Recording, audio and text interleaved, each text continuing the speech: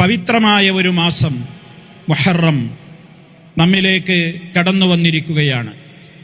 മുഹറം മാസത്തെ സംബന്ധിച്ചിടത്തോളം ആളുകളുടെ മനസ്സിൽ ഇസ്ലാം പഠിപ്പിച്ചിട്ടില്ലാത്ത ചില ധാരണകൾ ആ മാസത്തിലെ ദിവസങ്ങളെ സംബന്ധിച്ച് പ്രചരിപ്പിക്കപ്പെട്ടു വരികയാണ്.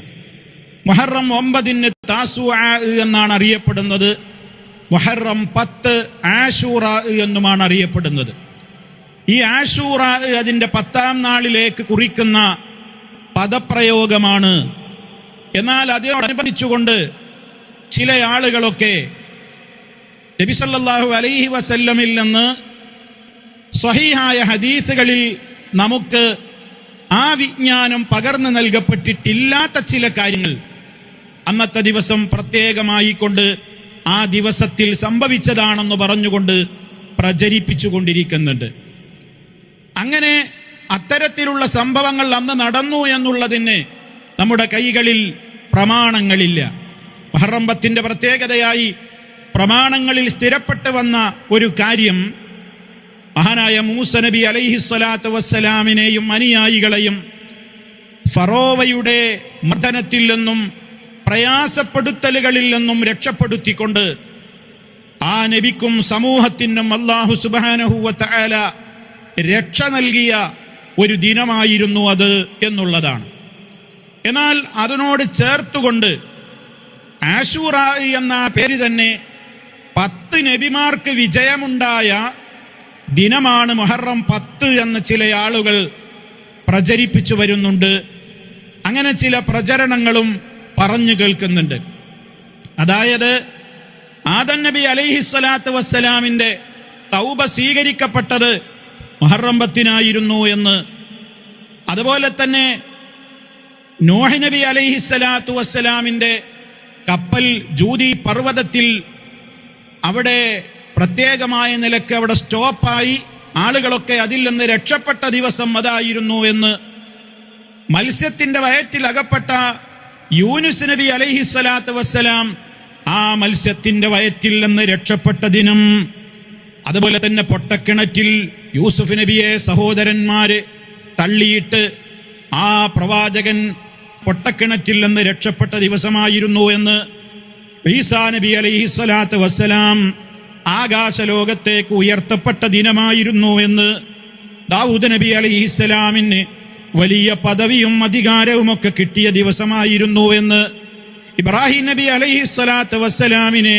പ്രസവിക്കപ്പെട്ട ദിനമായിരുന്നു എന്ന്, യാക്കൂബ് നബി അലൈഹിസ്സലാത്തു വസ്സലാമിൻ്റെ കണ്ണിൻ്റെ അന്ധതയൊക്കെ മാറിയിട്ട് കാഴ്ച തിരിച്ചു കിട്ടിയ ദിവസമായിരുന്നു എന്ന്, അതുപോലെ തന്നെ നബി സല്ലല്ലാഹു അലൈഹി വസല്ലമ അവിടുത്തെ ജീവിതത്തിൽ അവിടുത്തേക്ക് തെറ്റുകൾ സംഭവിക്കുകയില്ല എന്ന സുവിശേഷം അറിയിക്കപ്പെട്ട ദിനമായിരുന്നു എന്ന്, പിന്നെ നമ്മൾ ആദ്യം പറഞ്ഞ മൂസ നബി അലൈഹിസ്സലാത്തു വസ്സലാമിൻ്റെ ആ പ്രത്യേകമായ രക്ഷ ഫറോവയിൽ നിന്നും അവൻ്റെ സൈന്യങ്ങളിൽ നിന്നും കാവല് കിട്ടിയ കടൽ കടന്ന് രക്ഷപ്പെട്ട ദിവസമായിരുന്നു എന്നതും ചേർത്ത് പറഞ്ഞുകൊണ്ട് 10 നബിമാർക്ക് വിജയം കിട്ടിയ സന്തോഷത്തിന്റെ ദിനമായിരുന്നു ആശൂറാ എന്ന് ചില ആളുകൾ പറയാറുണ്ട്.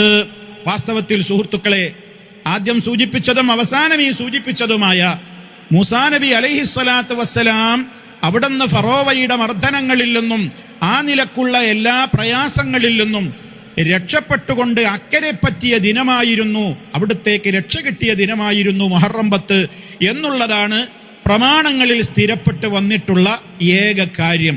ഇതാണ് ഒന്നാമതായി സൂചിപ്പിക്കുവാനുള്ളത്. അന്നത്തെ ദിവസം നമുക്ക് നോമ്പെടുക്കൽ വളരെ പുണ്യകരമായ കാര്യമാണ്.